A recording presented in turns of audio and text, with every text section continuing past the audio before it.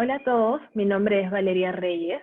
Yo soy abogada por la Pontificia Universidad Católica del Perú y tengo una maestría en Justicia Transicional, Derechos Humanos y Estado de Derecho por la Geneva Academy of International Humanitarian Law and Human Rights. El día de hoy voy a conversar un poco con ustedes sobre el delito de la desaparición forzada a partir de una gentil invitación que recibí de IUS 360. Entonces, la desaparición forzada es un delito que históricamente se había entendido como una afectación al derecho a la libertad. Es un delito que suponía que una persona era privada de su libertad, sea por un funcionario del Estado o por un particular que actuaba con la aquiescencia, cooperación o consentimiento del funcionario del Estado, y en un segundo momento se negaba la desaparición o había una negativa de parte de las autoridades para dar información sobre el paradero de la persona desaparecida. Entonces, estas son conductas que tenían por consecuencia que la persona que era desaparecida era sustraída de la protección jurídica que se le podía dar a sus derechos humanos. Como delito, la desaparición forzada ha sido reconocida tanto a través de tratados de derecho internacional como a nivel interno. Por ejemplo, a nivel internacional tenemos la Convención Internacional para la Protección de todas las personas contra las desapariciones forzadas, que es un tratado de derechos humanos del Sistema de Naciones Unidas, y a nivel interamericano existe, por ejemplo, la Convención Interamericana de Desaparición Forzada de Personas. Existe también el Estatuto de Roma, que es el tratado que crea la Corte Penal Internacional, y que en su artículo 7 reconoce que la desaparición forzada es una forma de cometer crímenes de lesa humanidad. Entonces, estos dos primeros tratados, tanto la Convención de Naciones Unidas como la Convención Interamericana, son tratados de derechos humanos que imponen principalmente obligaciones sobre los estados, es decir, reconocen el mandato que se dirige a los estados y que involucra una conducta o comportamiento que signifique el respeto de los derechos humanos, pero también un deber de garantizar que estos derechos no van a ser violados ni por agentes del Estado ni por particulares.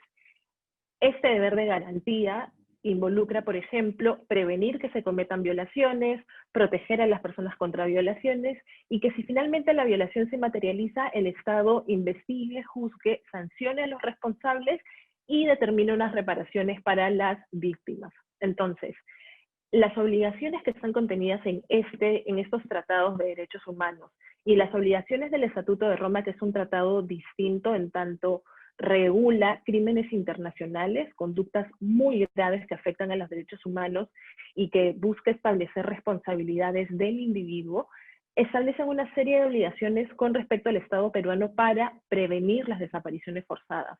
Una de ellas, por ejemplo, es que exista a nivel normativo una sanción, primero que se reconozca el contenido del delito de desaparición forzada y se establezcan sanciones claras si es que estas vulneraciones finalmente son cometidas, y que también el Estado asuma su rol de buscar a las personas que sufren desapariciones forzadas. Entonces, en sede interna, el Estado peruano ha tipificado el delito de la desaparición forzada. Si nosotros vamos al artículo 320 del Código Penal, lo voy a citar textualmente, este artículo señala que el funcionario o servidor público o cualquier persona con el consentimiento o aquiescencia de aquel que de cualquier forma priva o a otro de su libertad y se haya negado a reconocer dicha privación de libertad o a dar información cierta sobre el destino o el paradero de la víctima, es reprimido con pena privativa de libertad, no menor de 15 ni mayor de 30 años e inhabilitación. Este artículo además establece una serie de agravantes, por ejemplo, si la víctima es menor de edad, si tiene más de 60 años, me parece, o si sufría de alguna discapacidad o era una persona en estado de gestación, etc.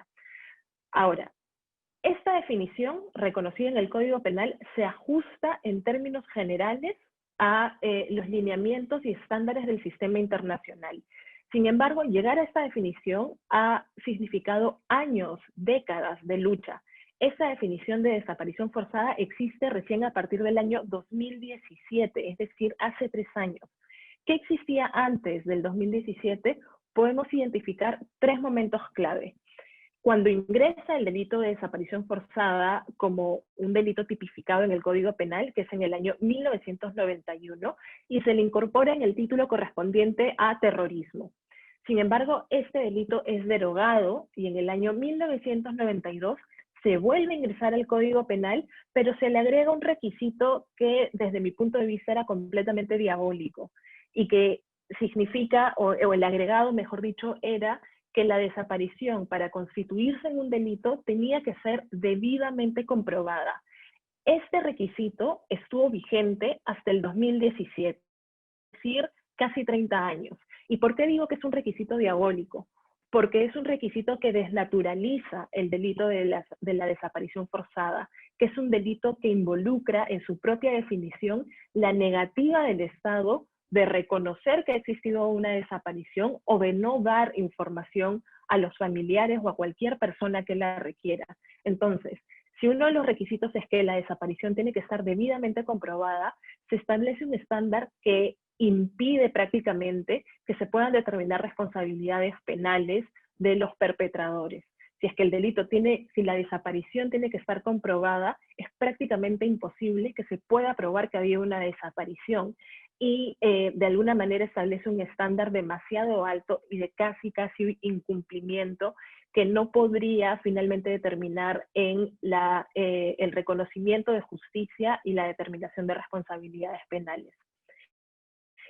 Entonces, diríamos que recién en el año 2017, con la modificación que he estado comentando, se determina un marco normativo penal que permitiría recién reconocer la naturaleza del propio delito como ha sido establecido y reconocido desde sus orígenes a nivel internacional.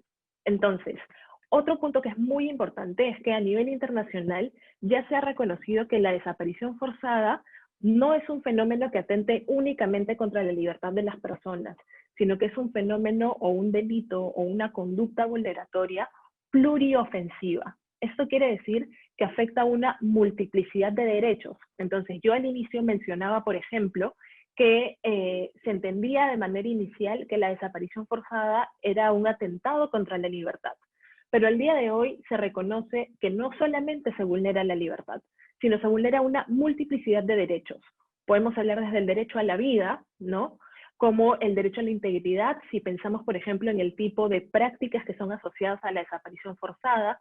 Normalmente las personas desaparecidas son víctimas de tortura, ¿no? En el marco de esta desaparición, y además, en tanto se les sustraiga la protección jurídica del Estado, no pueden acceder a mecanismos procesales para que sus derechos sean protegidos, etcétera, si seguimos hablando de los derechos que se vulneran con la desaparición forzada. De hecho, se ha ido tan lejos como reconocer que también el derecho a la integridad de los familiares de las personas desaparecidas son vulnerados, en tanto se entiende que estas personas que llevan lucha de años para encontrar a sus seres queridos, enfrentan un nivel de dolor, angustia y sufrimiento tan alto que se alcanzaría el umbral de los tratos crueles, inhumanos y degradantes, hasta de la tortura, y eso representaría en consecuencia una vulneración. Si hablamos de la Convención Americana, podemos hablar del artículo 5 de la Convención, pero en general el corpus juris que protege el derecho a la integridad. Entonces, la desaparición forzada es un delito, es una afectación pluriofensiva. Estamos hablando de una gran cantidad de derechos humanos y no solo el derecho a la libertad.